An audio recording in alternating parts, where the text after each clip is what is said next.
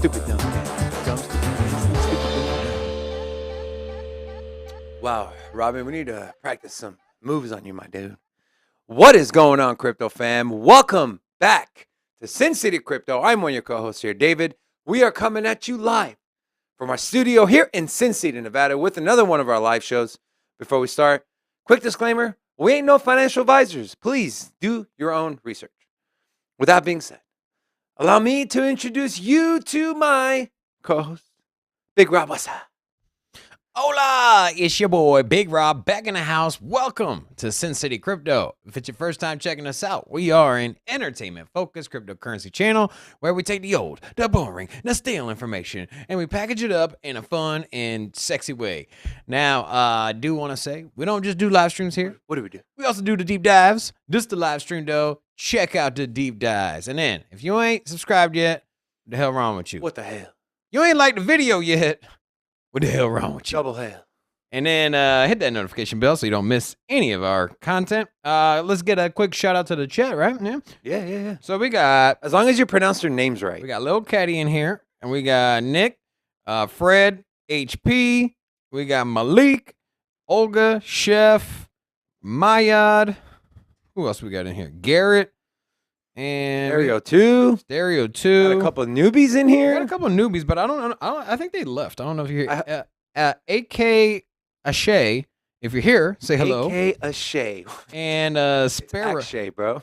AK Ashay. I can call you AK.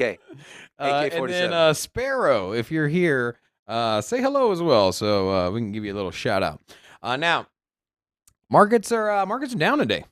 Yeah. Oh, sweet potato just popped up. What's up, sweet potato? Hey, sweet potato. I like sweet potato the person. I just don't like sweet potatoes.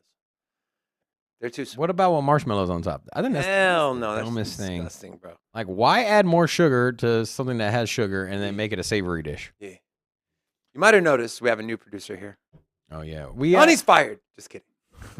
Yeah, we had some scheduling things come up, so we got somebody else in the producer chair today, old Eduardo, and He's probably gonna mess up, so just bear with us here, okay? He's not the most intelligent. well, as long as the camera's on me, you can't mess up, because you know what? Your boy looking Because sweet. your boy looking sweet, bro. You know, I what I'm already saying? know what's coming. You already know what's coming. So we did throw in the chat. Robin came up to me and said, "Hey, I'm feeling generous. I want to give away 25,000 Bitcoin." I was like, "For what?" It's under one condition though. You got ahead of yourself. As long as we open up the club. Oh, that's the condition. We ain't giving out. I ain't giving out crap unless we open up the club every day. Okay. So I'm not gonna sit here and make a promise and say that every day we open up the club we'll give out cash, because at some point your boy will go broke. But today we open up the club, we giving out that cash. So we got a couple new people. Sparrow said hi. What's up, Sparrow? Welcome to the crypto fam. Hola, welcome to Sin City Crypto. Home. We let everyone know what opening up the club entails. Okay, so when you open up the club, we have a Vegas party. What's a Vegas party, Robin? Vegas party? Oh, we get bumping. We give out cashola. It's just a good time, man. And what is the requirements for opening up the club? You might ask yourself. Yeah, Robin, what are it? Is 21 viewers. Once we get to 21 viewers in the chat, we open up the club. We give out money. We're gonna start we need to get like a graphic. What do you think? How do you think the graphic should look? I know a really good graphic designer. Oh yeah. His name starts with an R. Oh. Ends with an N. So yeah, I'm thinking about maybe a graphic of like champagne, club music, maybe Vegas kind of thing. So when are we gonna buy that bottle of Dom you said we're gonna buy? Well, you know what? If we don't get to 21 viewers, I'll have an extra $25. I got $25 we're gonna put towards the dog. Is Russell here yet? No. Okay, so guys, I'm sure Russell's gonna pop up here So I'm gonna give you guys a heads up here. When Russell comes in here, this man, this is a stand-up man. Okay, so 100%. Russell, is there something else on his name? I always just call him Russell. Russell Manuel. Russell Manuel. So yesterday we gave out $50 in Bitcoin, and we gave it out to Russell. And so, per our normal procedure, at the end of the show, we reached out to Russell. We're like, "Hey, what's your BTC address? We want to, we're sending you your $50 in Bitcoin." And let me read what he said. Yeah, go ahead and read what he said. Let me read what he said. This dude, man. So extremely impressive. He said, David, I've been thinking we pray for the people in Ukraine at our care group. I know that money would help me so much because I'm not working and looking for a job daily, but there are so many people that need it more than me in Ukraine. So I wanted to ask you, what do you think? I would want you to give it to that charity that you've been speaking about. The link you guys will share soon. Now, if that ain't one of the most I can't find the word I'm looking for, but if that's not something that's not selfish, right? The most non-selfish thing you've seen, that's it. Opposite of David. Nah, man, that's freaking. Russell's a stand-up dude. That brings a tear to my eye, bro. And Russell, we love you, buddy. We went ahead and pulled the trigger on that yesterday. With the what I noticed, the link that we have on the YouTube isn't a hyperlink. It doesn't copy over. What do you mean? I clicked it yesterday and it prompted the Binance. Oh, did it? Okay. I was at home. I was, because I went ahead and fulfilled my boy's wishes there, and we donated the $50 in BTC to Ukraine. But for whatever reason, I tried to click the link. It wasn't working for me. Yellowbeard and Alina, welcome back. Yeah, we're excited to have you. One more day until Blockchain Parlay. Who will be the winner? Are we doing 50 or 100?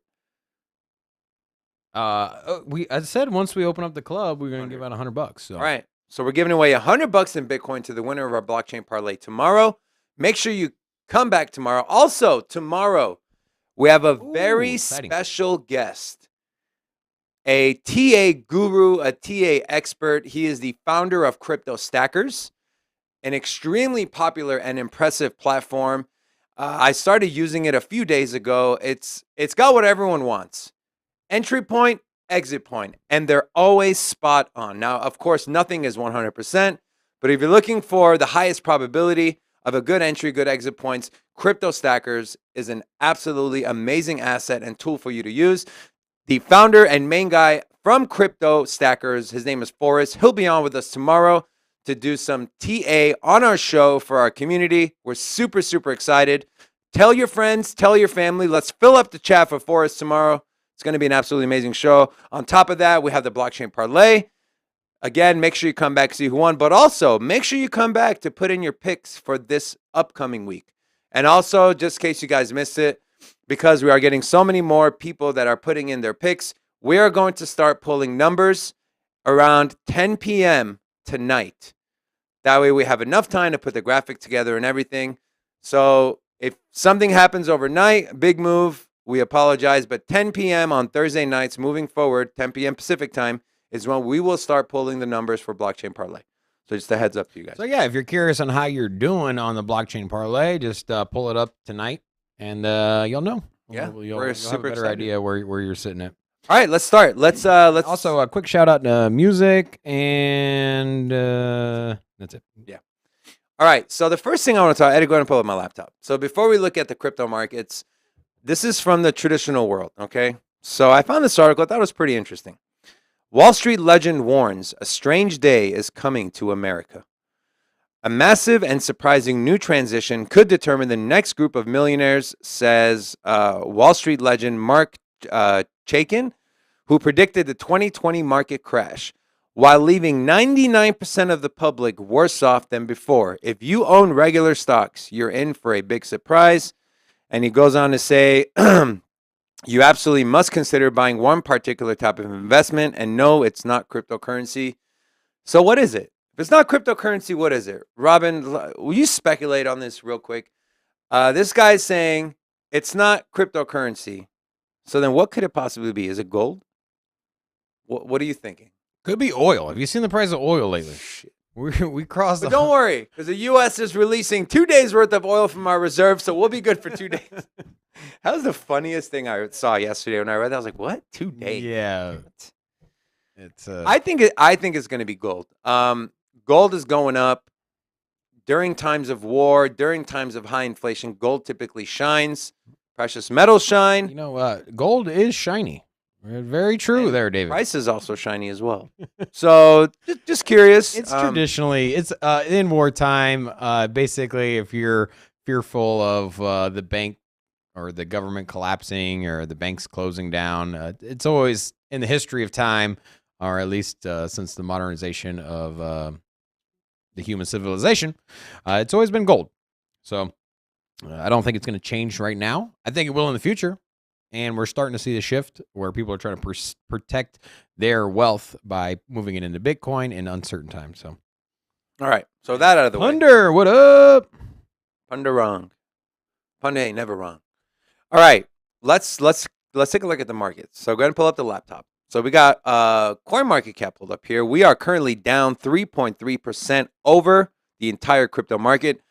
Bitcoin dominance has fallen 0.2 points down to 43.1. ETH is currently sitting a little over 18%. Total volume for the entire market is 78 billion. Not kind of in the middle, not super high, not super low. Typically the highs, we want to see something over 100 billion. And then we have the market cap sitting at 1.86 trillion. Bitcoin is down 3.2% to 42,287. We will be doing some TA on Bitcoin at the end of the show during the official market analysis segment. You have Ethereum down 4% to 2,800. BNB holding steady just over $400. XRP 74 cents. Terra Luna finally sees a drawdown. $87. Still sitting at number 7. You said Terra Luna pulled her draws down? Yeah. Solana, $94. Cardano, almost out of the top 10. Well, 11 billion away, but number 9 sitting at 89 cents. And then you have Avalanche down 6% on the day, 6.45%. No, I bought that at Cardano yesterday at 92 cents. Still a great buy. I was waiting for the 84, 85 cents. Remember, I'm looking at just a kind of a reference. I picked up Cardano yesterday at 92 cents. It was trading between 95 and 98 cents for about 3 or 4 days. Thought a great buy was at 92 cents. So a lot of people's mentality or your trading mentality might be, the next day or the next morning, you look and, oh, Cardano's at 88 cents. Should I be mad? No, because I still bought it at a great price. Don't think that you're ever going to time the bottoms. Hell no. And so that's why if you just dollar cost average, you just keep buying, that's the best strategy. And set a price that you want to pick up or set an entry price and then just stick with it. And don't doubt yourself. Don't beat yourself up because the next day you dropped another 10 cents. Because the next time you're sitting there and I'm like, I want to buy it at 92 cents and it gets down to 93 cents and you're like, okay, maybe I should wait for 88 cents. Next time it probably won't hit 88 cents. It'll bounce right up and you'll lose your buying opportunity. So just my little piece of advice. And again, if you're planning on holding long-term, when I say long-term, at least 2 years, 88 cents to 92 cents doesn't really make that big of a difference, honestly. Yeah. I mean, you're risking it dropping down 4 pennies versus it shooting up to $1.20, $1.30, $1.50, whatever the case may be. You never know when these massive pumps can come, what's happening behind the scenes on the network. So why risk it? What about if earlier this week you had been sitting there waiting to buy Bitcoin at 37,000? It was sitting at 38,000. Yeah. You're like, okay, I can get Bitcoin for maybe 37.5. And then boom, Bitcoin shoots up instantly in 10 minutes, goes to 44,000. Yeah. And so just an example, and obviously it's not probably going to drop under 40,000 in the short term at least. I think it will. You think it will? Yeah. Either way, that's for opinion. But the chances of, there is a decent, if not a good chance, it won't go under at 40,000. So, you might have lost the buying opportunity under that price point is basically what I'm saying, because you didn't pull the trigger at 38,000. So, and now we got any new people here? Nope. No. Okay, never mind. All right. We will come back to the markets towards the end of the show. Also, today we are doing Hold 'em or Fold 'em. So make sure you stay tuned for that. All right. Without further ado, let's get into our very first segment, the Mucho Fuego Hot Take. Roll. It's hot. Ooh, that's hot, baby. All right, so our hot take today is this. Will Terra Luna continue pumping in the midst of war? So there has been a very high demand of Terra's stablecoin UST, which is the top decentralized stablecoin in the market today. So as people are fleeing from national currency, they're not really doing they are doing Bitcoin, but they're not really doing altcoins. Stablecoins, a way to get exposure to the US dollar without actually having the US dollar, and you want it to be decentralized, it's going to be UST from Terra. So during war, at the current conditions of the world, will Terra Luna continue pumping? Obviously, today we saw a drawback, but what are you thinking for the next week, 2 weeks, Robin? For me, I don't see it, man. Terra. Okay, first of all, Terra had a gigantic run up. Gigantic. Terra was on a straight tear, and times of war, these citizens in Russia and Ukraine, they're not looking to trade. They're not looking to stable coin and pick up the dips here. They're not dollar cost averaging. Yeah, but maybe they're trying to move in their they're buying currency. Bitcoin. They're trying to protect their wealth. Well, obviously they're buying the UST because Not Russia, no. Well, That's your traders in America and things like that. You think the Ukrainians are trading crypto? I don't know if they're trading crypto, but I can see them moving some of their assets into stable coins, something more stable versus their own currency or versus, the Russian ruble. That's been absolutely tanking. Okay, by the way, first of all, Dogecoin surpassed the Russian ruble. Okay, if you're a Ukrainian citizen, how do you buy Terra? I'm just curious. I'm just saying, like, I would just imagine. I don't have an answer. I'm just saying that I would imagine it's probably pretty complicated, especially if you're gonna burn your Terra and turn it into UST. So I'm just thinking, you got a bunch of new people plugging into the network that aren't used to buying crypto. They're just gonna talk to their friend and figure out how to log into an exchange. Which, who knows how the hell you're gonna do that when you're in different places and Wi-Fi, and you got people. They're just gonna buy Bitcoin, man.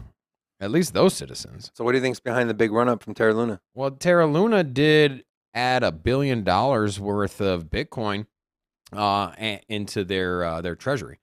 So traditionally, Terra Luna's only been backed, or the UST stablecoin's only been backed by Terra.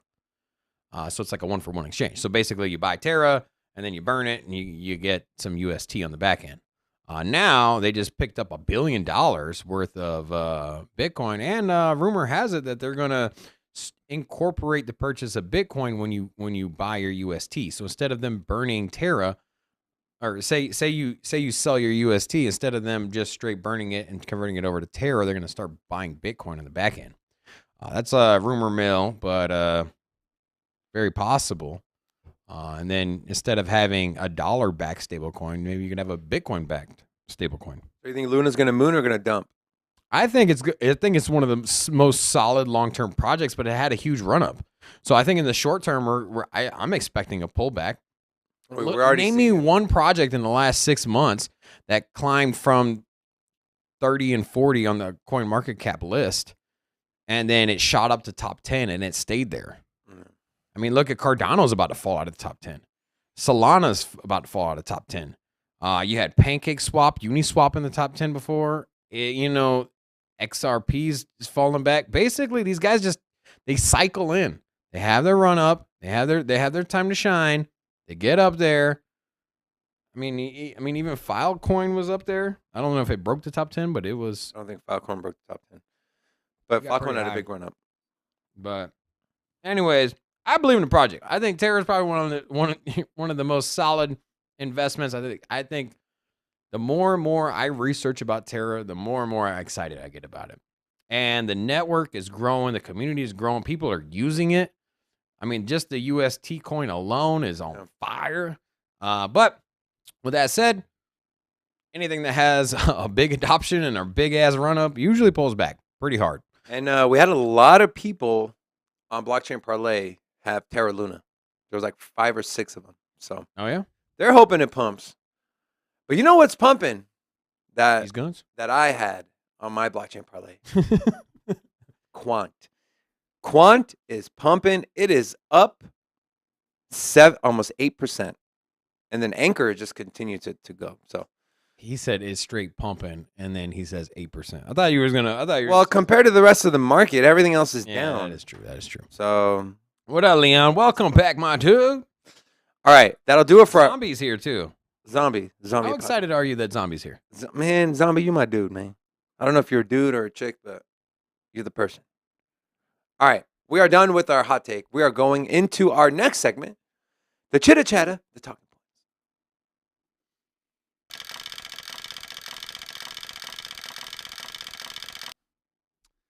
And our first article today is U.S. Senator urges regulators to increase scrutiny on crypto as it risks undermining sanctions against Russia.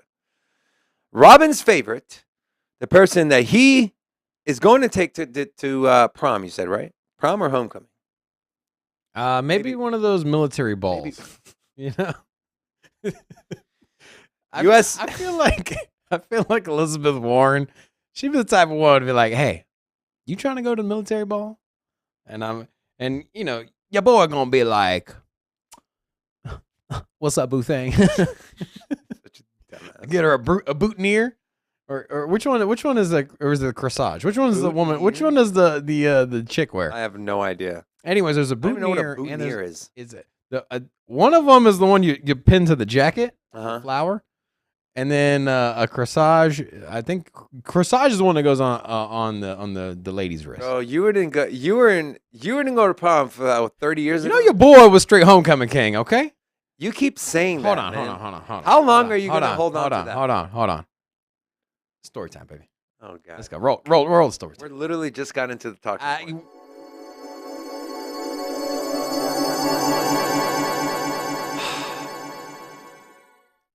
All right, so your boy was 2002 homecoming king.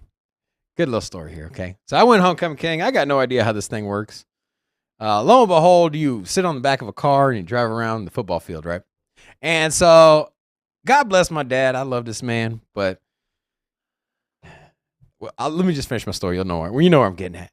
I asked my dad, apparently I'm supposed to have a convertible for this thing. I'm like, I got to rent one or something. I don't know. Where do I get a convertible? My dad's like, hey, my friend's got a Mustang, convertible Mustang. I can ask him. I was like, okay, cool. That's what's up.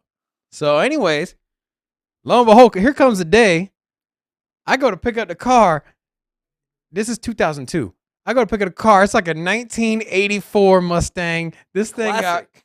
no, not a classic. This was not a GT. This was not the 5.0. This was not the Vanilla Ice one. It was straight busted, dude. And the thing was smoking. The convertible part had like holes and tears in it. Anyways, I pull up to the homecoming. Pull up the homecoming game, and the homecoming queen looking at me, and her mom. They got all these banners. They got all these markers. They want to like decorate the car, and all the other runner-ups had these nice-ass fucking brand new cars.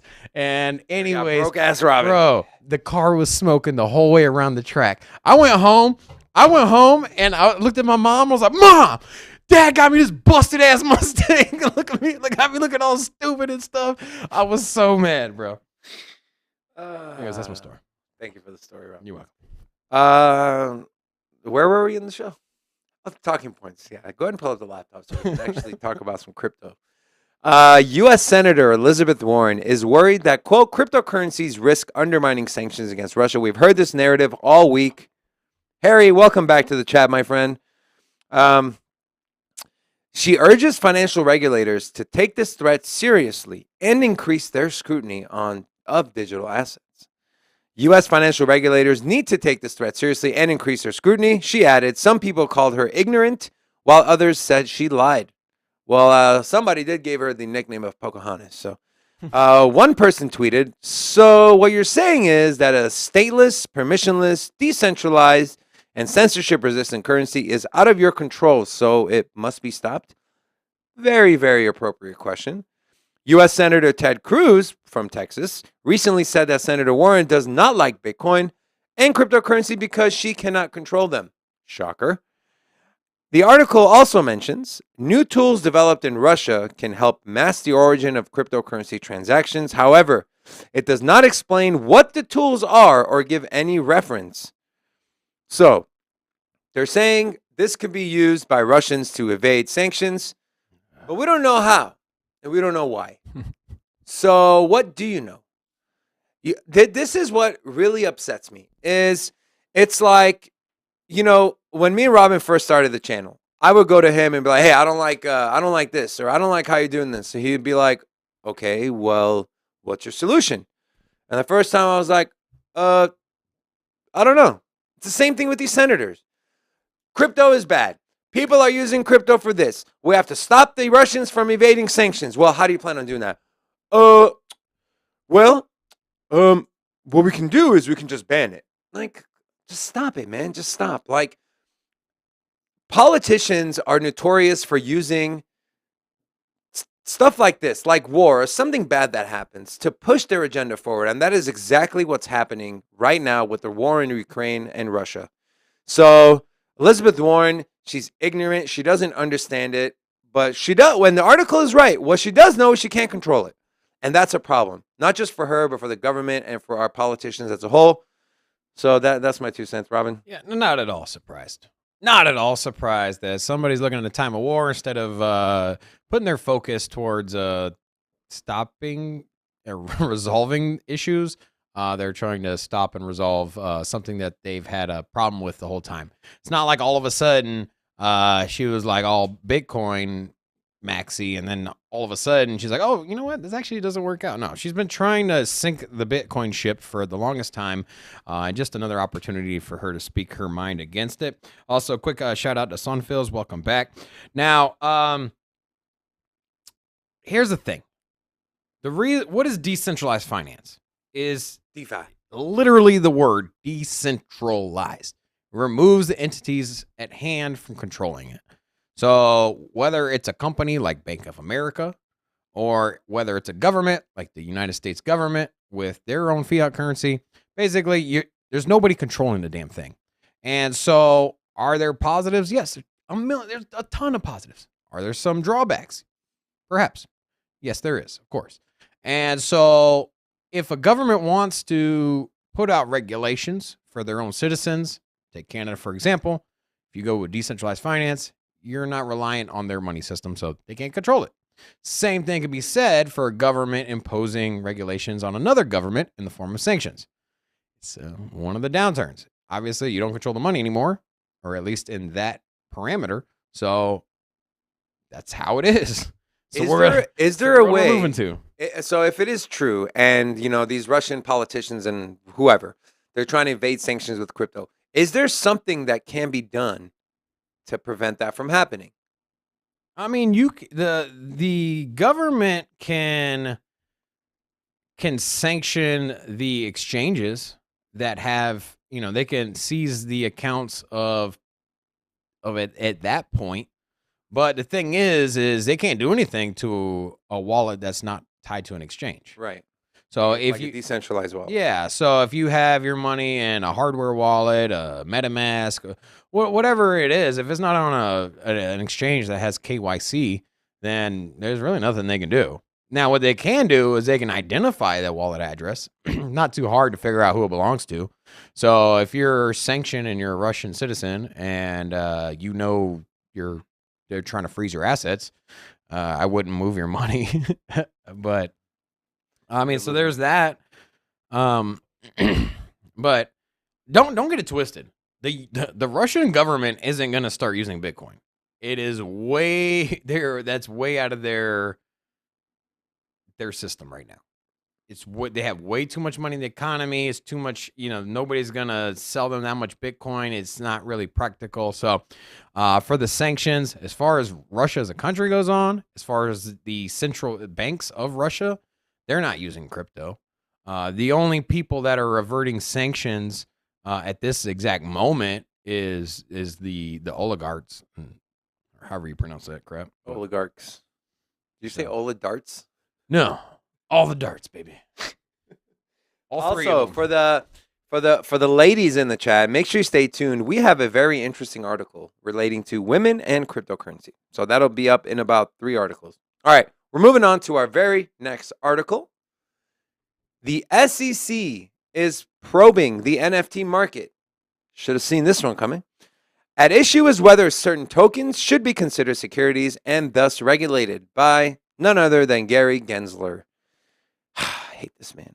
Over the last few months, SEC attorneys have sent subpoenas to NFT creators and various crypto exchanges requesting more information, according to the report.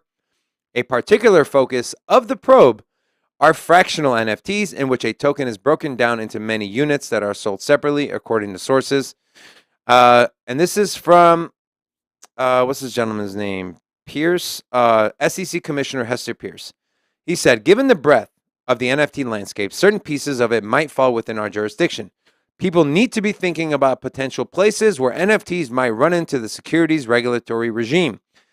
Now, here's the interesting part. If you're not, the Howey test is how the SEC determines whether you are a security or not. If you meet all of it, all the parameters of the Howey test, which is 4, then you are considered a security. If not, then you're not. The SEC's Howey test considers something a security if it involves investors putting money into an asset with the intention of making a profit. You could say the same thing about shoes, right? The sneaker world is huge. So if I buy a pair of shoes and I know that they will hold their value moving forward, is that a security? Because I plan on making money on it later? There's 4 things, so it's not just... I'm saying, but this is the one thing they're talking about. Howey test considers something a security if it involves investors putting money in an asset with the intention of making a profit. I know there's other ones. That's the one but that one covers all cryptocurrencies. You can even say that about Bitcoin. So that one's not the one that's at hand. There's one that is super shaky. I don't know if you want to pull up all 4 of them at some point, but I can do that. Yeah. So basically all 3 fall. And like you said, collectibles is no different. If I'm an artist and I paint 20 pieces of art and then I go and put my art pieces for sale in an art gallery, SEC ain't gonna come after me. I don't understand why it's any different having my art displayed in NFT format. Now, that's what I'm saying. For my understanding, I've looked into this article a little bit more so, or at least this topic with this discussion. And so they're not necessarily going after these styles. So basically the style where you just have the JPEG, basically. But it's more about the metadata. So like if you take the Bored Ape Yacht Club where you get perks and stuff like that for using it in other ways, that's where it starts to get a little bit into the security side. So I don't know. Here, so this is, go ahead and put up the laptop, Eddie. This is from Investopedia. In doing so, the Supreme Court established 4 criteria to determine whether an investment contract exists. An investment contract is an investment of money in a common enterprise with the expectation of profit to be derived from the effort of others. So, there you have it. And I'm going to go back to what I said earlier. I'm going to go back to, if I buy shoes and I expect to sell them in 3 years after I've worn them because it's a collectible, is that a security? No, it's not. Well, it's not a common. It's not a common enterprise. I know. I'm just saying, man. Like the article. Yeah, it's dumb because shoes are very relatable to, NFT. But this is the argument that the commissioner is making. That's the argument it's making. The SEC is making the argument. People are putting money into it with the intention of making. But here's where but what they're trying to say is that it's not about the JPEGs. It's not about the simple. It's about the ones that have the metadata. And so if you did buy a pair of shoes, what do you mean they have the metadata? Okay, but here's the thing: if you bought a, well, are you talking about like utility tokens and stuff like that? Other things, yeah. Now, if you bought a pair, if you were to use your shoe analogy, if I bought a pair of Jordans and I received profit sharing from the company for owning them, and on top of it, it got me into the board meetings. At that point, you can have the conversation. I'm just saying, this is where they're coming from. Do I agree with it? No, but at the end of the day, like there's a lot of things going on in NFTs. It's not just straight up a JPEG. And you know what? You are earning money in different ways from it. I mean, there's obviously an expectation to make a profit. I mean, it's a common enterprise because everybody else is investing at the same time with the same expectations. So, I mean, I could see the conversation. Do I think it's stupid? Absolutely. And I get it. You know, especially the NFTs that have utility tokens, right? But then again, it's all about how you word it, right? Because when you there's a couple of ICOs I invested in, and one of them used the word dividends, and literally immediately, like 2 minutes later, it got taken off, and they changed the wording to staking or whatever the case may be. So it's all about wording. Can they make anything fit into the narrative? Sure. But that's the thing. Like, if it's legal one way in the exact same way, it's illegal because you changed that one word. That's why we're in this murky water. And there should just be a blanket blueprint for this situation. It's the same way as if I want to go crowdfund to go start a car wash business. I don't need to go register with the SEC. Like, I could just go get my business license. Right. I could put something on GoFundMe, raise some money, start my business. If I want to go public, that's up to me. But you know what I mean? That's the way things work. And there's a very clear blueprint on how that works. So, I don't know, man. We'll see. We'll probably think they need a blueprint, bro. Yeah, I agree. That's it. We'll probably be hearing more from this in the weeks and days to come, so we will keep you guys up to date. All right, we're moving on to our very next article.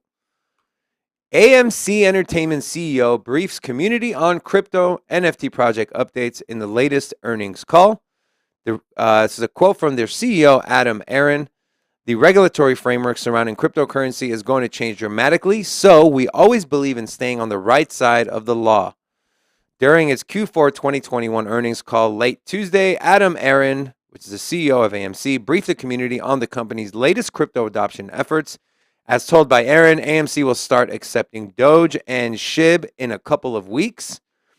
AMC began accepting online payments for movie tickets via major cryptos last year. The company said it is also still exploring options to issue its own coin, an idea that has been in the making for quite some time as it monitors the current cryptocurrency regulatory framework. So, Robin, here's my question to you. Is it possible for a publicly traded company to create their own cryptocurrency token? Does that become a conflict of interest? Is it even legal? What are your thoughts? Is it a conflict of interest? Absolutely. Is it legal? Who the hell knows? I would guess. My first reaction would be like, hell no, don't do that. I mean, you're basically issuing out stocks, right? Yeah, essentially. Which is a security. And the price moves based off of users buying and selling. Yeah, I mean, it's the same as stocks. Which is, you know, I go back to the OpenSea debacle, right? Where the new CEO they brought over from Lyft came out and said, we want to go public. And the community freaked out and said, no, we want a token first. And then they backed off. I feel like if it was something that's possible, then would have been like, well, we'll do both. We'll go public and we'll create our own token. But they didn't do that. They backtracked on going public. So AMC's out here saying, we want to create a token. They're a publicly traded company. I don't even think it's possible. I don't even think the SEC would let them even go down that road. Dude, they get sued so fast. Yeah. Which is kind of interesting. When you have that mentality, where you're like, yeah, that's illegal. Yeah. Then what makes releasing a token any different? If you launch a new chain. I mean, honestly, it's the exact same principle. If you had the ICO for a blockchain that wasn't a publicly traded company, you had ICO for a publicly traded company. Are you saying that I agree with the SEC? No, absolutely not. I'm just saying, like, that's where the gray area is. Are you saying that you agree with Gary Gensler? Hell no. Swear to God, bro. Yeah, but here's the bigger thing. AMC, you think you're gonna drive more revenue accepting SHIB and Doge? Get out of here, man. Hey, bro. Hell no. Ain't nobody gonna sell their Doge. Let me ask you a question though, Robin. You got Bitcoin in your wallet, you got Doge in your wallet. Oh, yeah, you're right. What are you spending? I see what you're doing there. Yeah. What are you spending first? Of course. You know what AMC is also doing? Check this out. The new Batman movie. Are you gonna watch that? Hell yeah. So for the first time ever, a movie theater is going to charge more money for one movie versus the rest. What do you mean? Oh, So for the first 8 Oh. days of Batman's release, it's gonna be $80. it's going to be, I think it's an average of, in New York City, it's going to be $18 to see compared to Batman. what, $15? Compared to $15. And then after the first 8 days, they'll put it back to the normal price. So first time it's ever been done. It's always been What do the you same think about price of that? movie tickets You across like the that? board. Do you think that's a good idea? You know, they got to drive more revenue. They've taken But some L's. less and less Obviously, people are with going the to the movie COVID theaters. thing, a lot of people stopped going to movies. You see the release of movies on Netflix and Legal things you can download on your Amazon Fire Stick. yeah. So I'm just saying, like, not as many people are going to the actual movie theaters as before, and here you are trying to you know, here's raise the you know what? price. If it keeps them afloat, I'd rather them do that than to shut down and have less movie theaters. It is one of America's. What was the last time you went to a movie one of theater, Robin? America's greatest pastimes Oh my God! is the movie theater. You've already done story time. You know- you only get one a show. You know, we got a drive-up movie theater here in Vegas. Have you ever been to it? Yeah, it's not that unique. A lot of states have that. I'm just saying, very American. What was the last time? Movie Spider-Man, I told you, man. That was the last one I What went was to. it? Spider-Man? How long was that? 2 months ago? Yeah, about a month ago. I usually see How many about times a year I do would you go say to the about movies? 4 or 5 times a year. I think I on go to the average. movies maybe twice a year, and that's when my kids want to go and sit in those chairs that Crap recline. is expensive, man. I spent so much money on popcorn and I drinks. can't go to the and- movies without spending $150 Yeah, at minimum. and now they got beer too. The problem though is if you're gonna serve beer, I don't want to get up and leave the theater to go use the bathroom, but I Have a can't drink. cocktail waitress in the movie theater. Can I get like a Can diaper? you imagine them walking around the movie theater? Cocktails. All I'm saying is if the cocktail waitresses at the movie theater probably ain't gonna be your AAA. Like Caesar's Palace. Caesar's Palace. So literally, Caesar's Palace has been open since the 1960s, and there are a few cocktail waitresses that have know what? opened the casino. I'd rather have an OG veteran come up to me with a tray than Someone who's too slow doesn't know what they're doing. yeah, there's somebody that's brand new, man. I don't want to give a 22-year-old. I didn't say they my can't cash. serve alcohol until Yeah, they're 20. but a 92-year-old. Hey, I don't give a- now, I don't you care. Stroll over. I'm like, God bless you, honey. Here, I- take this. I don't care what you look like, how old you are. I just don't want to wait 30 minutes for a drink Hmm. when I'm gambling, because by the time I'll probably lose all my money. All right, we're moving Do on. that shit on purpose. You order your drink, they're like, oh look, 2 hours later. he's running out of cash. Wait till he goes to the ATM and then bring him I'm his gonna waste drink. a drink. I wouldn't doubt it. All right, moving on to our very next article. Customer demand prompts Charles Schwab to file for a crypto economy ETF, and the dominoes keep falling. Schwab's crypto ETF would buy into stocks on its crypto economy index to give investors indirect access to digital assets by investing in businesses that deal with crypto. There's already ETFs out there that are doing this currently, but Charles Schwab apparently wants to launch their own. Multinational financial services giant Charles Schwab has responded to client demand to invest in crypto by filing with the United States Securities and Exchange Commission to launch a crypto economy ETF.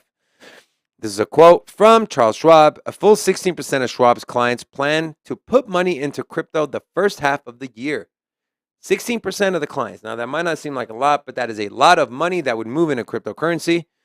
And this is a tweet. $7.5 trillion asset manager Charles Schwab files for crypto economy ETF. According to the official filing, the ETF would use the Schwab Crypto Economy Index as a benchmark index and invest, quote, at least 80% of its net assets into the stocks listed on the Schwab Crypto Economy Index from companies that utilize Bitcoin and other digital assets. Schwab's crypto ETF would not directly invest in crypto nor in ICOs, according to the filing. It would, however, invest in companies that deal with crypto. Schwab joins competitor financial institution BlackRock for filing on a crypto ETF. If you're not familiar with BlackRock, they are the world's largest asset management with $10 trillion of assets under management. And they launched their iShares blockchain and tech ETF. So, more and more companies, more and more mainstream Wall Street they're seeing the demand. You know, I have one of my good friends who lives in the Bay Area.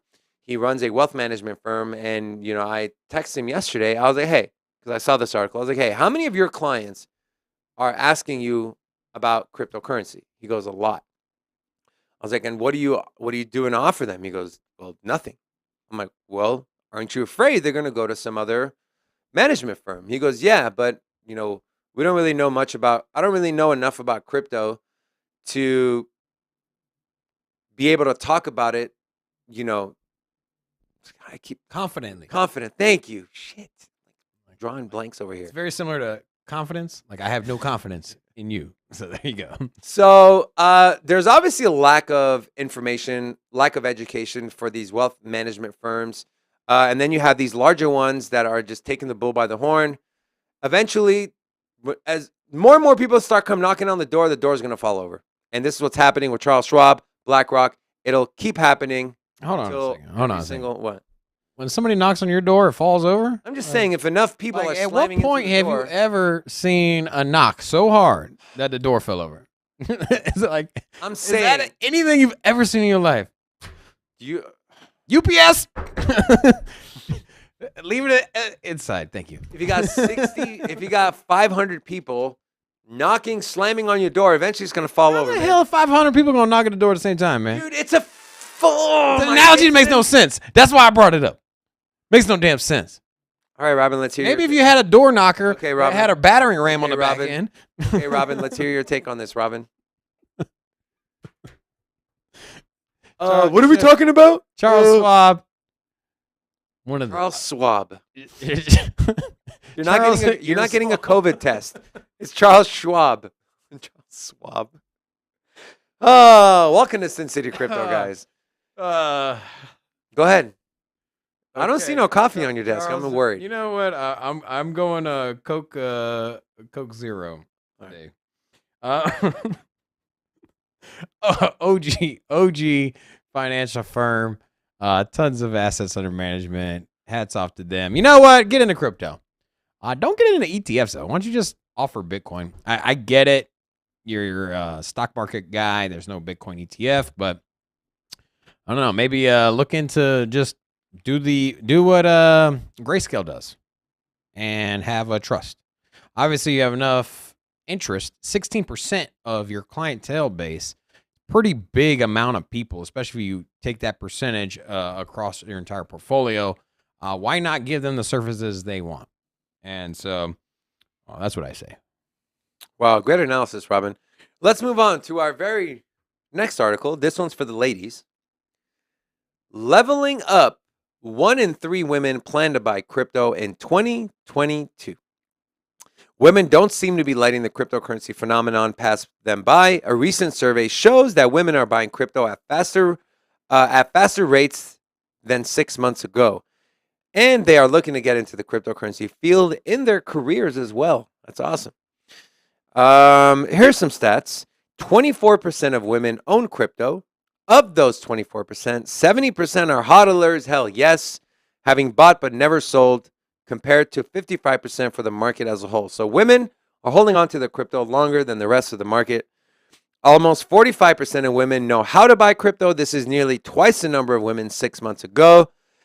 And women are mostly buying Bitcoin, 71%, Dogecoin, 42%, and Ethereum, 18%. Not sure how I feel about the Doge, but Bitcoin and ETH, amazing, smart. Well, you know, the ladies love cute animals. They're all about the cats. Man's Man. got a That's point. why, like, you bring a kitten in front of a lady, 90% of the time, unless she's allergic, she's gonna be like, "Oh my god!" That's what you do. I love cats, man. I can't stand cats. You know, Also allergic to my youngest photo I have that's at my grandparents' house is me with a big ass cat on a sweater. So it's just like a sweater, big ass cat on here, like one of those ugly Christmas sweaters. All right, so here's a couple more stats I want to read. Eddie, if you'll pull up the laptop. Little catty. You got a Women cat, don't you? women view crypto as a means to achieve financial goals, but an education gap still remains. 80% find crypto confusing. 72% say it's too risky to invest in. You know what? I am a cryptocurrency analyst, aka expert. Whether or not you agree with me or not, that's what I title myself as. And I Loud-spoken. still find crypto confusing. Dude, man, there's so many There's a lot. projects. There's There's so many so many layers. different chains and upgrades and forks and the bridge here, bridge there. Like, hey, I agree with y'all ladies, man. That shit is confusing. I spend all day studying this crap, and I still don't know what the Yeah. hell I'm talking about sometimes. It definitely needs to get a little more streamlined, a little more Yeah. user-friendly, for sure. Oh, Hindy's here. What's up, bro? Also, we Stereo 2 said, did you not like the coffee? You know, so Donnie, because of our scheduling issues, he was the one that always brewed the French press here. And so Donnie wasn't here today, so I didn't get no coffee today. That's where we're at. And also we got some coffee lovers here. Somebody said Sonfils says coffee. Let me know what kind of coffee you like. You like that dark roast? Because that's nasty. Way to set him up for failure. You like that dark roast? It's disgusting. All right, let's move on to our next I article. love the flavor of burnt coffee. Justin Sun is mad that Tron donors won't get Ukraine crypto airdrop. He's received a lot of backlash for this tweet and the comments he's made. The Tron creator went on to the offensive following what he called unfair treatment from the Ukraine government.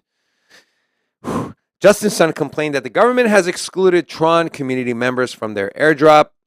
Sun responded that Tron users had donated $1.2 million in Tether, but now the airdrop just ignores them completely. It's just unfair. We need to fix it.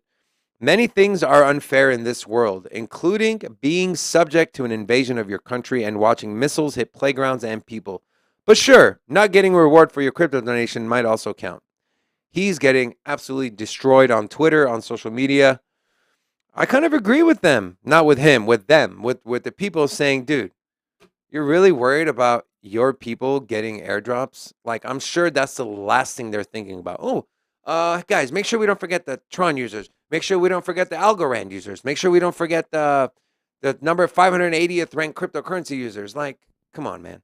And then if you're not familiar, Gavin Woods also donated, I want to say 2 million.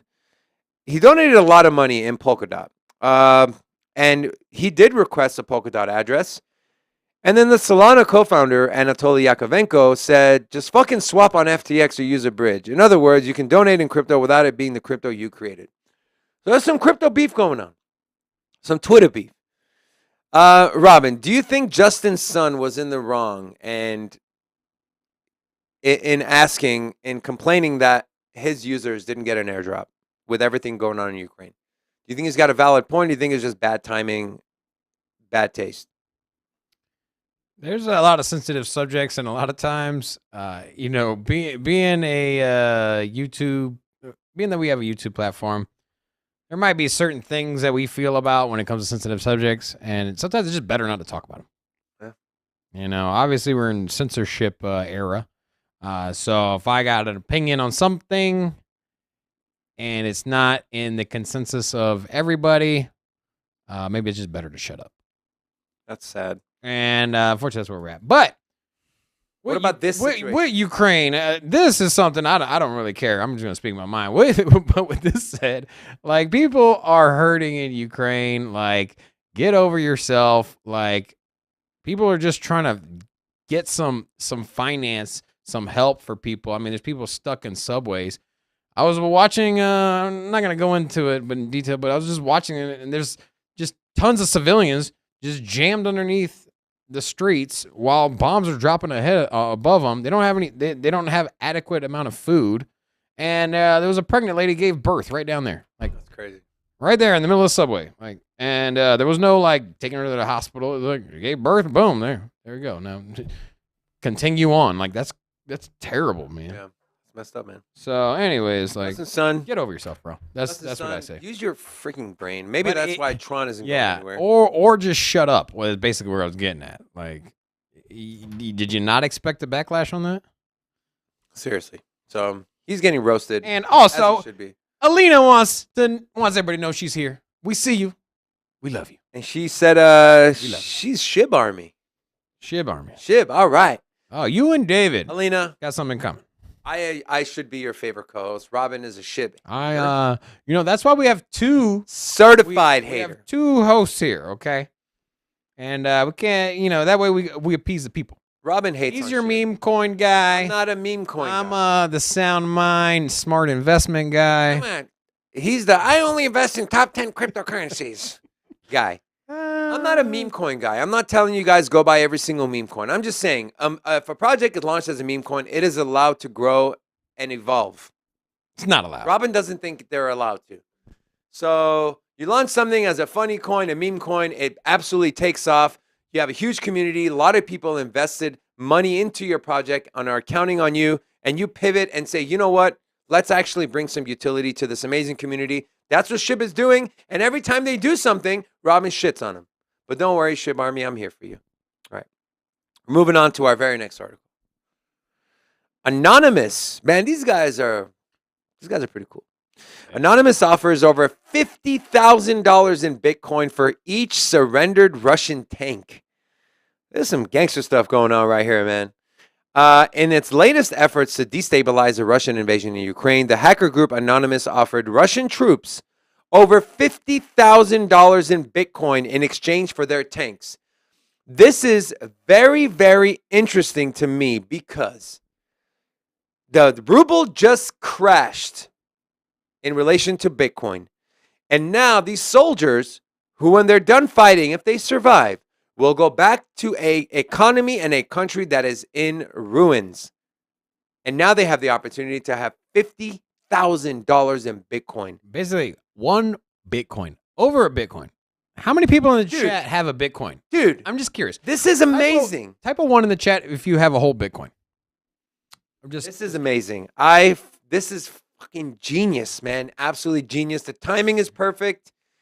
How many actual Russian how many actual soldiers do you think are going to do this? I don't know, man. I mean, if you don't want to be there in the first place, which is from what I'm seeing on certain news networks. And a lot of them have no idea why they're even there. Yeah. That's the messed up part, man. So, anyways, let's go on to read the article. According to the report by Metro, Anonymous is telling Russians to put a white flag on their tanks and use the password million to show that they surrender and to claim the rewards. The hacking group further stated on Twitter that over 300 websites belonging to the Russian government have been taken down, showing the sheer scale of the hacking group's reach and power. Anonymous sent a message to Vladimir Putin directly on February 26, stating that the previous invasions of Georgia and Crimea are starting to come into focus and show a clear strategy for his plans. And there's a video here they posted. If you want to go look at it, go to Twitter. Their handle is latest ANON Press, and you can watch the video. And a little bit about Anonymous, just real quick. Originated in 2003, they're a decentralized international activist collectible, mainly known for cyber attacks against oppressive and tyrannical governments. So here's the thing: we got zero. We didn't get a single one in the chat.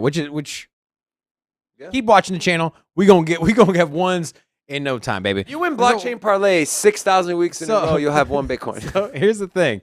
So basically, where I'm getting at is that it's a scarce asset. Not a lot of people have it, and you basically have an opportunity to not die and earn a Bitcoin on the back end. And so, it's so dope. Yeah, so really cool. Also, a couple of things about Anonymous and kind of about this. So, first of all, for me, I'm like, how much you think a tank costs? $50,000. That's far off the cost of a tank, bro. I'm just saying, taking the tank and selling it. You gotta like that would be extra smart. You probably have a $500,000 piece of equipment. You're like, hey, I can get $50,000 for this. You're like rolling this thing in.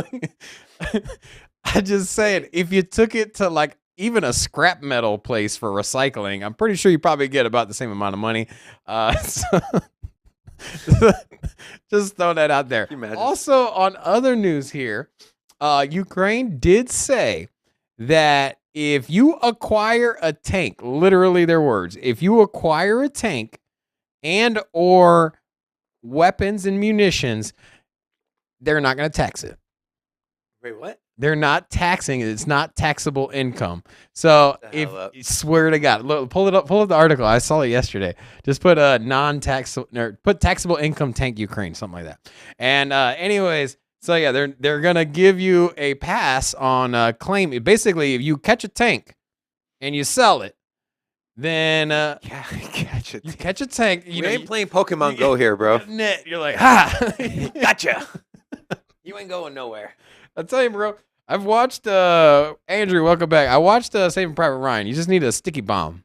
You throw it on the track. Here we go. Here we go. Eddie, pull up the laptop. Ukrainian authorities said captured Russian tanks wouldn't be counted as part of citizens' income. Holy shit. What if you Ubered with it? You like did it Uber and you Like an you Uber tank. rented out Uber?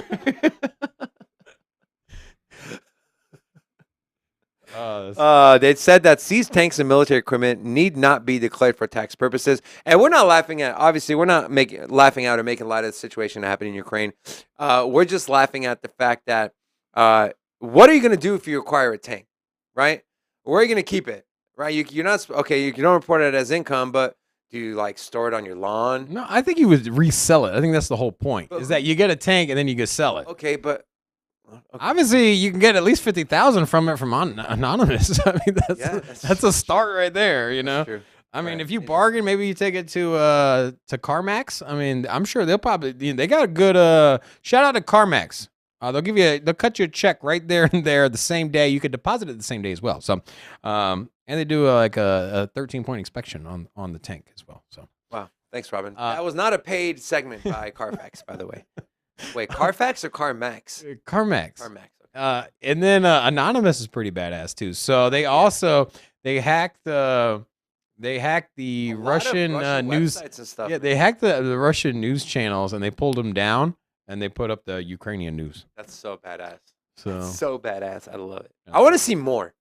I want to see you get into Vladimir Putin's photo reel in his phone and show some of his somebody hacked Putin's personal yacht, and I guess like when it's on radar or whatever, anyways, the call signal they changed it to like Putin's stupid or something. I don't know the exact call signal, but they hacked it. Can you imagine if they hack call into signal. Putin's phone and release pictures in his picture reel, in his photo gallery? What about him on the horse without a shirt on? That'd be funny.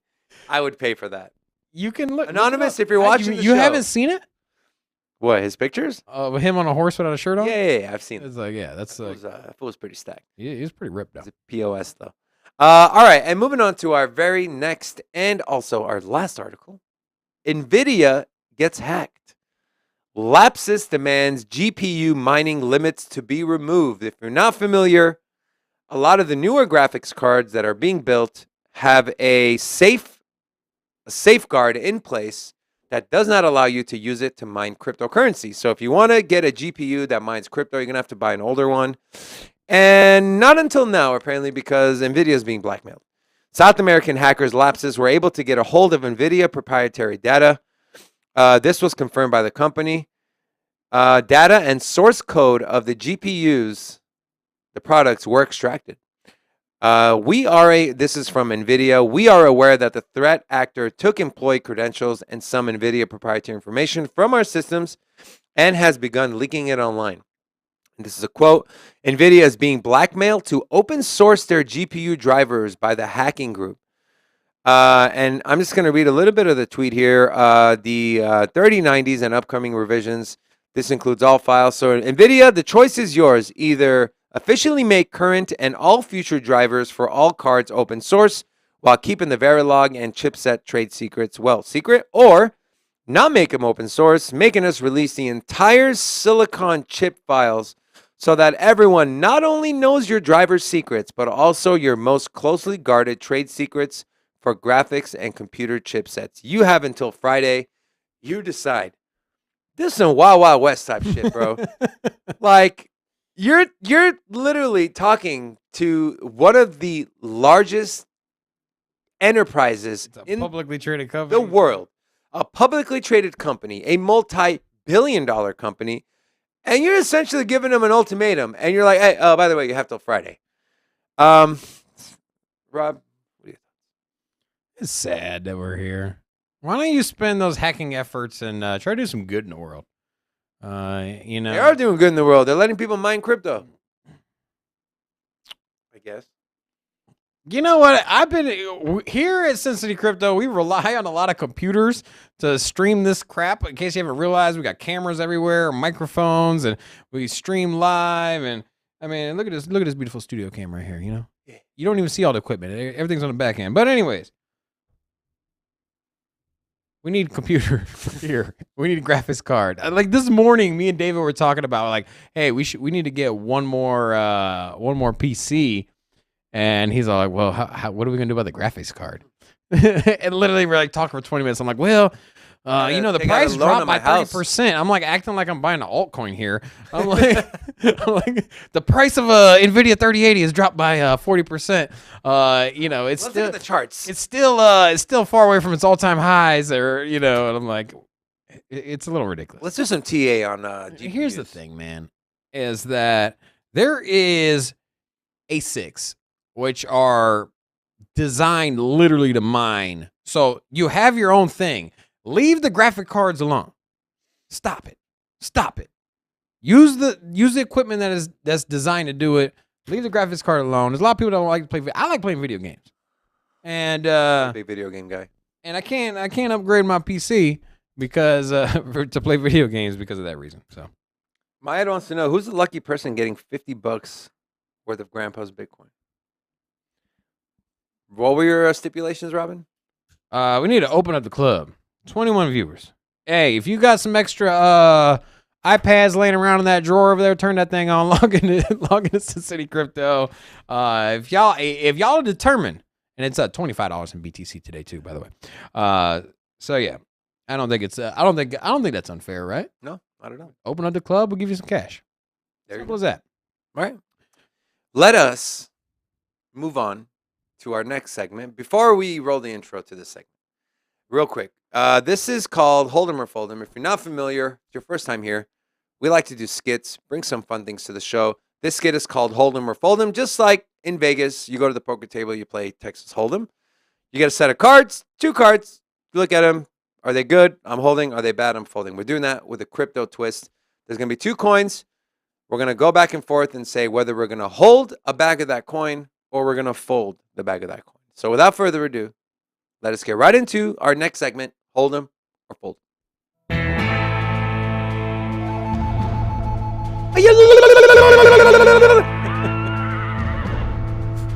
A horse sound is actually David. All right. First coin, Hold'em or Fold'em, file coin. Robin, yesterday you said Filecoin, good pickup. Solid project. Are you still feeling that way? You got a big bag of Filecoin right now. Today, are you holding or are you folding? What does Filecoin do again? Stop it. Okay, I'm just playing. So, you know, not the sexiest project. And but it's very important. It is very important. But it moves, and it's down. Where's it at on the market? Down a lot. It is at number 38. Pull up. I can't see pull up the computer real quick. Where's it at on the yearly chart? I want to see where it was and where it is now. Sorry, I didn't do my research on this coin. Oof. It went all the way from $192. Where's it at now? $20. Hell yeah, I'm gonna hold that, man. Okay, so I guess not the sexiest project. I wouldn't. So definitely hodl. I'm gonna emphasize the word hodl on this, or hold. For this one, definitely, I don't see it pumping in the short term. I mean, you could see maybe a little run up here and there, but just like Chainlink, not necessarily the sexiest project, but great fundamentals, great use case. Tons of partnerships. Same can be said with Filecoin. Now, I think you hold it now, the next bull run or run up or whatever you want to call it, the next spike in cryptocurrency volume and green candles, I think Filecoin will outperform a lot of other players. So definitely bullish on that one. The projects that aren't sexy, they do good in the run-ups. And with the exception of Terra. Terra Luna was not that sexy of a project when I was looking into it. What wasn't Terra Luna? Yeah. I mean, did you ever look at Terra? You're like, oh my God, bro, look at this project. This thing is so cool. Like nobody's ever said that, right? Yeah, that's true. That's true. All right. So I guess the question I would ask before I answer whether I'd hold it or fold it is, what price did I accumulate this bag at? Right. If I accumulated it near all-time highs and I'm still holding it, I'm going to hold it. Even drawing down 80, 90%, it is still in the top 50, which is important. What they do is extremely important. Data storage, file storage in a decentralized manner. And then just looking at the chart here, we are, I mean, how much lower are we going to go? How much lower are we going to go? So I feel like we're at the bottom. Not only that, but we've got a double bottom here. So if I'm holding, if I bought my bag anything over $50, I'm holding. If I bought it at maybe, you know what? I'm holding all the way. I'm going to hold. I'm holding Filecoin. I think it's important. Again, even after drawing down. Let me just add on this here. If me and David both agree on something, there's probably a good chance there's a good reason behind it. Something will happen. Yeah. So, yeah, this actually might be a pretty good entry point now that I'm looking at it. Speaking of entry points, if you guys have ever wanted to find a software, a product, TA, something that is not lagging, that will actually tell you, hey, now is a good time to enter. Hey, now is a good time to exit. You're going to want to come and watch our show tomorrow. We are bringing on Forrest from Crypto Stackers. He is a TA guru. His software that's proprietary literally will chart and tell you this is an entry point, this is an exit point in real time. It's not lagging. So you want to learn more about that. You want to get some TA from an absolute expert, someone who knows what they're talking about. Tomorrow, 10:30 a.m. Pacific time. Come by, bring your friends, bring your family. Let's get 50, 60 viewers in the chat for Forrest when he comes on and does our TA for us. Couple that up with our blockchain parlay. It's going to be a fire show tomorrow. Now, let us know what you guys think in the chat. If you are holding Filecoin, put a 1. If you are folding Filecoin, put a 2. We're curious to know what you guys think. All right, so Robin and I are both holding. Next coin. Hold them or fold them. You got a ginormous bag of KuCoin token. Robin, I will go first on this one. Am I holding Ku? Am I folding Ku? I'm finna fold. All right, so I'm about to start a coup up in this motherfucker. I can't believe you're gonna fold that, man. Oh God, you are hilarious. All right, so I'm not happy with KuCoin. I don't like their user face. I think it's too sloppy. And obviously, talking about the token directly relates to their platform. So I'm going to talk about their platform and why I won't use their platform. Hence, I will not buy their token or hold their token. Their platform user interface is all over the place. Their customer service is non-existent. One of my best friends, I've said this before, they lost his ADA for a month.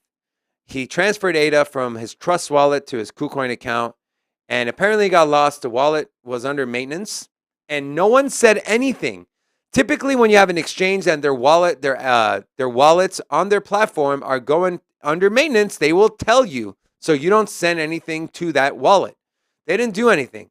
Trying to get a hold of their customer service sucks. Long story short. Yes, do they have a lot of trading pairs? Do they have a lot of crypto assets? Yes, but I'm not impressed with the platform. I think there's better ones out there. Therefore, KuCoin token, I'm folding. Robin, what say you? Bro, you're wrong for that. 7 in the chat. It was 1 or 2, Freddie, not 7. What is wrong with you, man? Of course I'm going to hold me some KuCoin. And why am I going to hold KuCoin, you might ask? Yeah. Doesn't matter. KuCoin's price movement is not directly correlated to customer service, okay? It is a token. That token that appreciates and depreciates value platform. By the people that hold it, not by how long you're on hold on. Why would people hold the KuCoin token, Robin? Because they're trading on the platform to pay less in fees, right or wrong? Okay. So it's directly I'm tied not to looking the at their customer service and how many star ratings they got on Yelp here, okay? Listen, for me, I'm looking at where it is in the ecosystem that it falls in. Okay, you got FTX with the FTT token. You got Crypto.com with the Crow token. We got BNB's token at number 3 on the market cap list, and then you got another major player, KuCoin, who is way behind on the list. You're talking about a $1.5 billion market cap. It is pennies compared to the competition. Tons of room to grow. And if you don't think that there's a gigantic community that are using KuCoin all the time, you must be mistaken, because your professional traders are logging into KuCoin all the time. There's a lot of tokens that you can't find on Coinbase, on Binance, on FTX. And where do you pick these tokens up at? KuCoin. Where do you buy your XRP at? KuCoin. Where do you buy your Monero at? Not KuCoin. But there is a lot of stuff on there you can buy. And so with that said, just for where it is on the market cap list, its potential to grow, if it even caught up to FTX, who is behind Crypto.com, I mean, you're talking some big X's there, some big returns. And I could see that easily. All right. 1 in the chat if you're holding KuCoin. 2 in the chat if you're folding KuCoin. Let us know what you think. All right, that'll do it for our hold 'em or fold 'em. We are going into our very last segment of our show today, the market analysis. What was that? My French. Apparently, this will be the last week of this graphic here. We've had Yes. some complaints. People said they don't like the scratchiness. I know James hated the scratchiness. Eddie comes in today. First thing he says is, I don't like this. So we are going to be getting rid of that graphic animation Yeah. of marketing. Oh, we got a new person. What the crawler? I don't see anybody on mine. Yeah. Quarter crawler. Hola, quarter crawler. Welcome to Sin City Crypto. If you're not familiar already, we're an entertainment-focused cryptocurrency channel where we have one amazing host, Big Rob, Yeah. and one not-so-amazing host, this guy. Look at that face. When's the last time you shaved?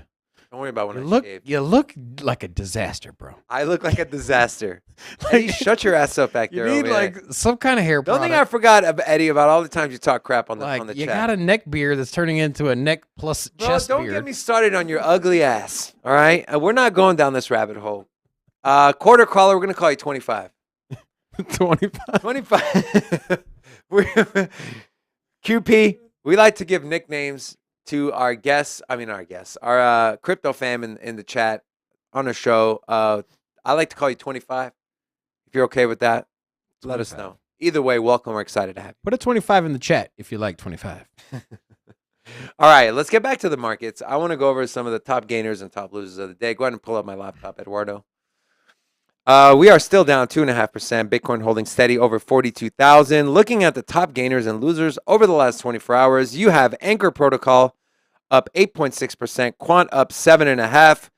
Cosmos is still pumping. It is up 40% over the last 7 days. And then Waves has doubled in a week. For a top 50 project to double in a week during essentially a bear market is extremely, extremely impressive. Then you have ICP up 2%, MakerDAO 2.5%, and then Robin's favorite Ethereum Classic, just like him, absolutely useless. And then we have the top losers of the day. Harmony One down 7.5%, Convex Finance down 6.6%, Aave. Aave's been struggling lately. I wonder if it has to do with the BlockFi settlement. Aave is very similar to BlockFi in that they do lending and borrowing, DeFi. So you saw what happened with BlockFi. They got hit with that $100 million settlement. Plus, they have to register as a security. Aave's price has been down for quite some time. It went from 50 cents to over $300 in a matter of 10 months. So now it's drawn down to $128. Phantom. Do you think this is a good entry point for Phantom, Robin? If you're not familiar with Phantom, we are huge fans of Phantom. They are a layer 1 DeFi protocol backed by the godfather of DeFi, Andre Cronje. Robin, what are your thoughts? Should people be buying Phantom? Absolutely. This is definitely one. No financial advice. This is one of the things I got to target on for the bear market / accumulation phase that we're in now. I think this is going to be at the forefront there with Solana, Avalanche, Algorand. I think it's definitely going to give them a run for their money. There's no reason it shouldn't be up there with those players. So I like it. It's a great buying opportunity.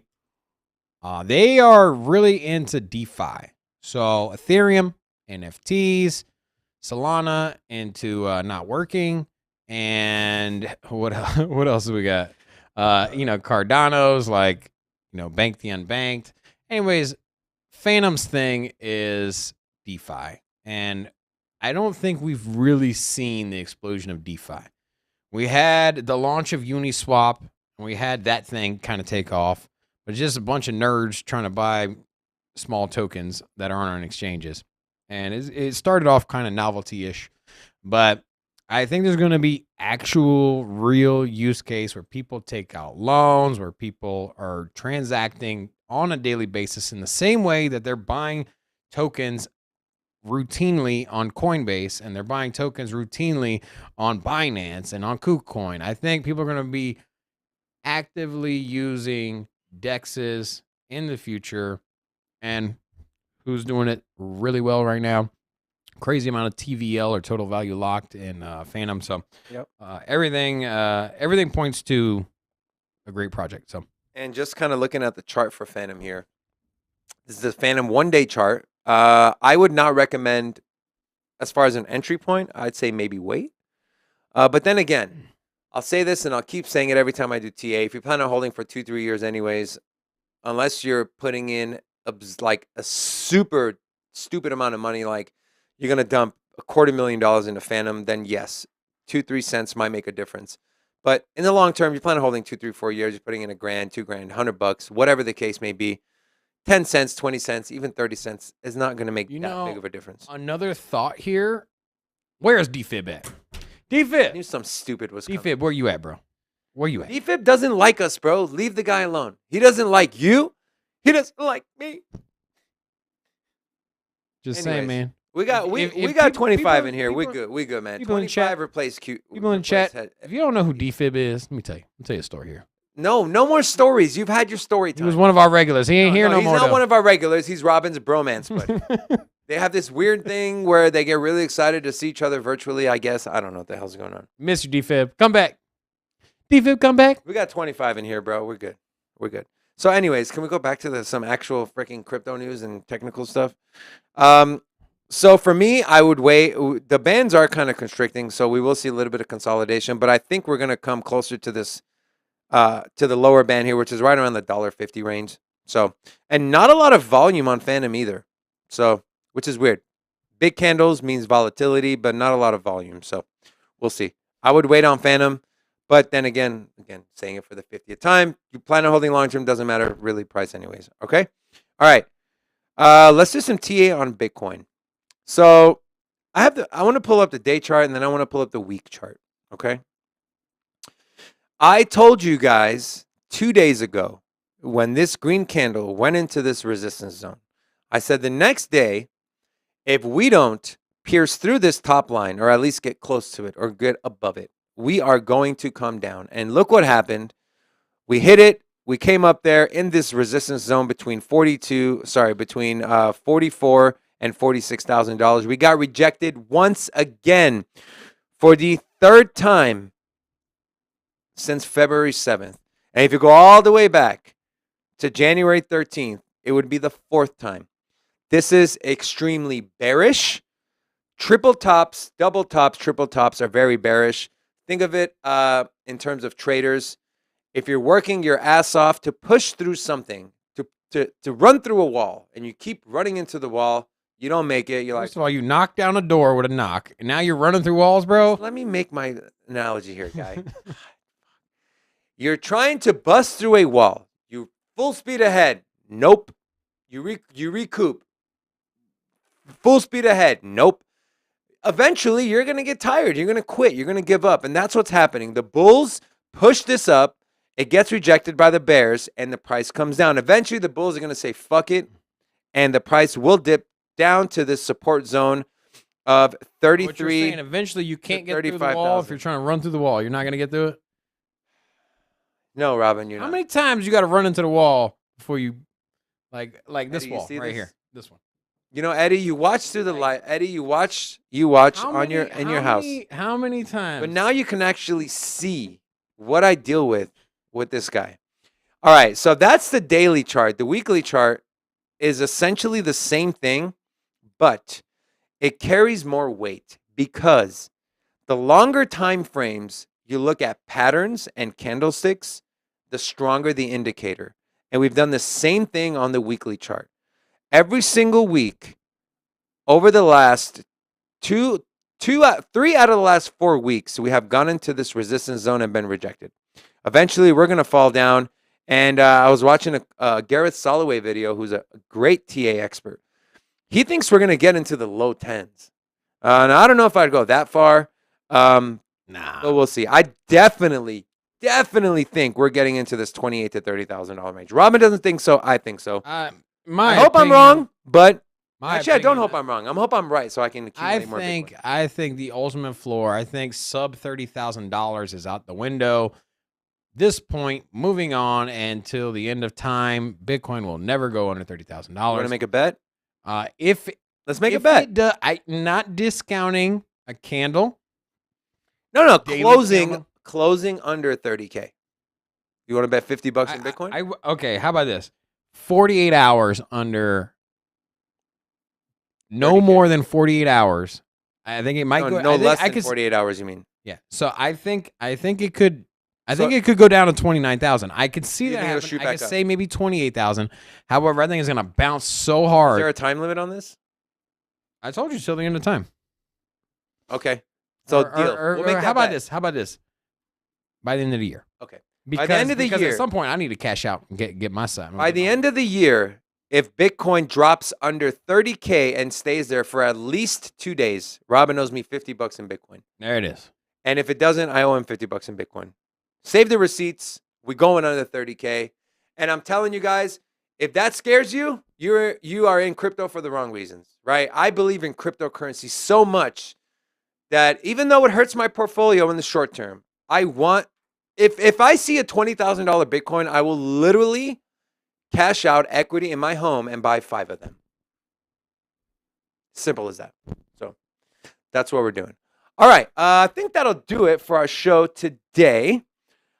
Just to kind of review, guys, tomorrow is going to be an epic show. I need your guys' support. We have a special TA guest on our show tomorrow. He's going to give his knowledge to you, to us, crypto stackers.